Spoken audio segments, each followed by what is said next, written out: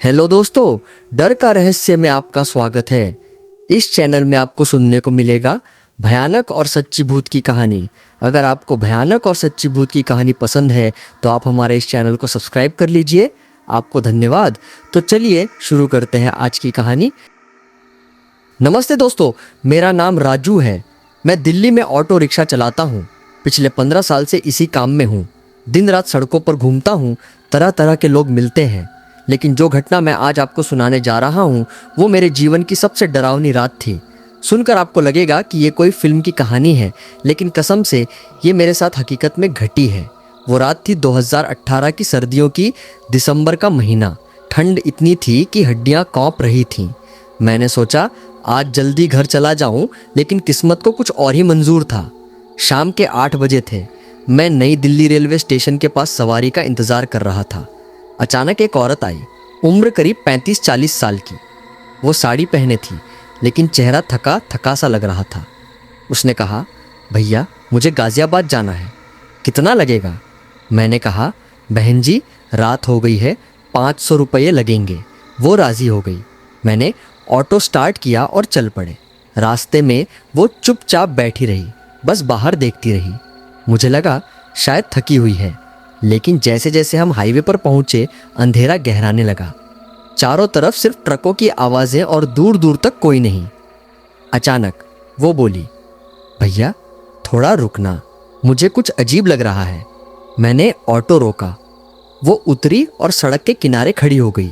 मैंने पूछा, क्या हुआ बहन जी?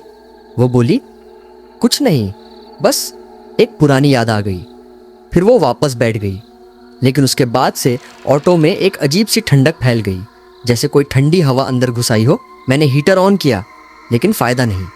दिल में एक अनजान डर बैठने लगा। हम आगे बढ़े। हाईवे पर फॉग इतनी घनी थी कि हेडलाइट्स भी मुश्किल से 10 मीटर आगे दिखा रही थीं। मैं धीरे धीरे चला रहा था। वो औरत फिर बोली, भैया तुम्हें कभी भूत प्रेत पर यकीन है? मैं हंसा, नहीं बहन जी, मैं तो बस भगवान पर विश्वास करता हूँ। लेकिन वो गंभीर हो गई, बोली, मैंने देखा है, मेरे साथ हुआ है। मैंने पूछा, क्या हुआ था? वो बताने लगी कि कैसे सालों पहले उसके पति की मौत एक एक्सीडेंट में हुई थी और उसके बाद से वो महसूस करती है कि कोई उसका पीछा कर रहा है। तभी ऑटो के पीछे से एक ठक ठक की आवाज आई, जैसे कोई पीछे से टकरा रहा हो। मैंने ब्रेक मारा, उतर कर देखा, कुछ नहीं, सड़क खाली। मैं वापस बैठा, लेकिन दिल धड़क रहा था। वो बोली, देखा, मैंने कहा था, वो आ रहा है। मैंने सोचा शायद कोई जानवर होगा, लेकिन आगे जाते ही फिर वही आवाज, इस बार जोर से। मैंने स्पीड बढ़ाई, लेकिन ऑटो जैसे भारी हो गया हो। इंजन की आवाज बदल गई, जैसे कोई बोझ हो। पीछे मुड़कर देखा, कुछ नहीं, लेकिन वो औरत का चेहरा सफेद पड़ गया था। वो मंत्र पढ़ने लगी। रात के 10 बज चुके थे। हम गाजियाबाद के करीब पहुंच रहे थे,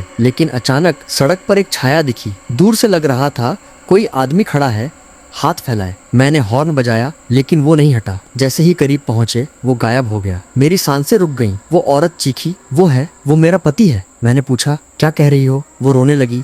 उसकी मौत इसी सड़क पर हुई थी। वो मुझे लेने आया है। मैं डर गया, लेकिन सोचा ये सब वहम है। मैंने ऑटो तेज भगाया, लेकिन पीछे से एक कार की लाइट्स दिखने लगी। कोई कार हमें फॉलो कर रही थी। मैंने साइड मिरर में देखा, काली कार, लेकिन नंबर प्लेट नहीं दिख रही। मैंने स्पीड बढ़ाई, लेकिन वो कार और करीब आती गई। अचानक कार ने हॉर्न बजाया, लेकिन वो हॉर्न नहीं, जैसे कोई चीख रही हो। मैंने चिल्लाया, कौन है? लेकिन कोई जवाब नहीं। वो औरत बोली, भैया रुकना मत, वो हमें मार डालेगा। मैंने पूछा, कौन? वो बताने लगी कि उसके पति की मौत के बाद उसका ससुराल वाला उसे मारने की कोशिश कर रहा है, लेकिन मौत एक्सीडेंट थी। शक हुआ कि कहीं वो झूठ तो नहीं बोल रही, लेकिन कार अब बगल में आ गई। मैंने देखा, ड्राइवर सीट पर कोई नहीं, कार खुद चल रही थी। मेरी आंखें फटी की फटी रह गईं। मैंने ब्रेक मारा, लेकिन ऑटो नहीं रुका, जैसे कोई पैर पर दबाव डाल रहा हो। अंत में मैंने किसी तरह ऑटो साइड में रोका। कार आगे निकल गई, लेकिन फिर यू टर्न लेकर वापस आई।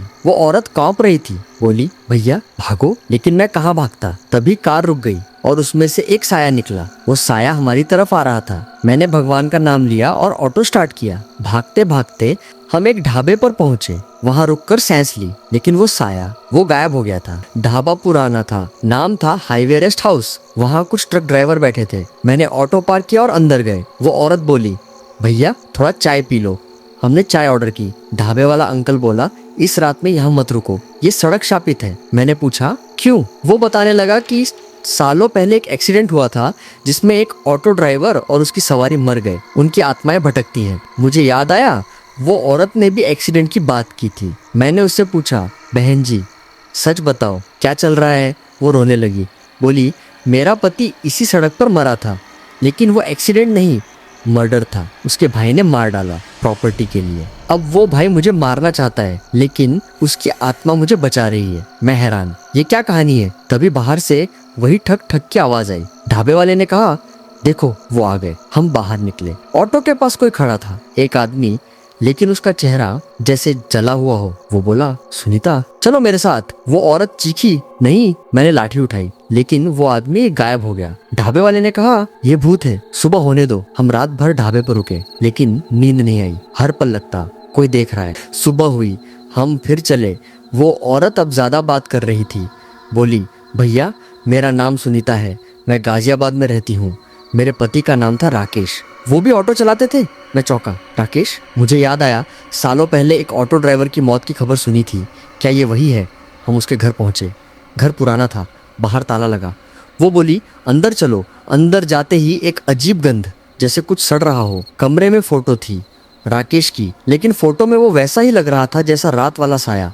सुनीता बोली, उस रात उसके भाई ने गाड़ी से टक्कर मारी। मैं साथ थी, लेकिन बच गई। अब वो भाई जेल में है, लेकिन राकेश की आत्मा शांत नहीं। तभी दरवाजा खटखटाया। बाहर पुलिस थी। उन्होंने कहा, सुनीता तुम फिर भागी हो, तुम्हें अस्पताल जाना है। मैं हैरान। पुलिस ने बताया कि सुनीता पागल है। राकेश की मौत के बाद उसका दिमाग खराब हो गया। वो खुद को भूतों से घिरी मानती है, लेकिन रात की घटनाएं। पुलिस बोली, ये सब उसका वहम है, तुम्हें भी डराया होगा। लेकिन मैंने तो देखा था। मैं घर लौटा, लेकिन मन नहीं माना। शाम को मैं वापस दिल्ली जा रहा था, वही हाईवे, अकेला, दिल में डर। अचानक ऑटो में वही ठंडक। पीछे मुड़कर देखा, सुनीता बैठी थी, लेकिन वो तो गाजियाबाद में थी। मैं चीखा, तुम? वो बोली, भैया मैं मर चुकी हूँ राकेश के साथ। क्या? पुलिस ने झूठ कहा? नहीं। सुनीता बोली, वो एक्सीडेंट में हम दोनों मरे, लेकिन मेरी आत्मा भटक रही है तुम्हें सच बताने के लिए। मैंने ऑटो रोका, लेकिन वो गायब। मैं डर से कौंप रहा था। आगे एक मंदिर मिला, वहाँ पुजारी से बात की। उन्होंने कहा, ये सड़क पर कई आत्माएं हैं, शांति के लिए पूजा करो। मैंने पूजा की, लेकिन रात में सपने आए। राकेश और सुनीता का एक्सीडेंट। मैंने देखा वो भाई ने जानबूझकर टक्कर मारी। सुबह उठा, पुलिस स्टेशन गया, पुलिस को सब बताया। उन्होंने केस दोबारा खोला। पता चला सुनीता की मौत हो चुकी थी, लेकिन बॉडी नहीं मिली। भाई फरार था। मैं गवाह बना, लेकिन रातें डरावनी हो गईं। घर में आवाजें आती, धन्यवाद भैया।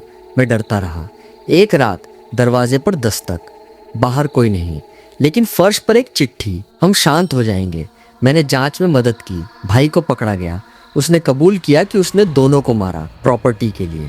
अब केस चल रहा है, लेकिन आत्माएं वो अब नहीं आती। शायद शांत हो गई, लेकिन मुझे यकीन है वो सच थी। कुछ महीने बाद फिर एक सवारी, एक आदमी रात में बोला, गाजियाबाद। मैं डरा, लेकिन गया। रास्ते में वही आवाजें। आदमी बोला, तुम राजू हो ना, सुनीता वाली घटना? मैं चौंका। वो बोला, मैं राकेश का दोस्त हूँ। वो आत्मा अब मुझे तंग कर रही क्या? कहानी जारी थी।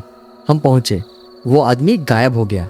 मैं समझा ये भी भूत। मैं भागा, लेकिन पीछे से चीख, सच बताओ सबको। मैंने YouTube पर वीडियो बनाया, लेकिन कोई यकीन नहीं करता। एक रात ऑटो में अकेला, अचानक ब्रेक फेल, सड़क पर वही छाया। मैं गिरा, अस्पताल में उठा। डॉक्टर बोला, तुम्हें किसी ने बचाया। लेकिन कौन? सुनीता। मैं अब ऑटो नहीं चलाता, लेकिन कहानी खत्म नहीं। रात में सपने आते हैं। दोस्तों, ये मेरी सच्ची कहानी है, विश्वास करो या ना, लेकिन रात में अकेले हाईवे पर मत जाना। भूत होते हैं और वो न्याय मांगते हैं।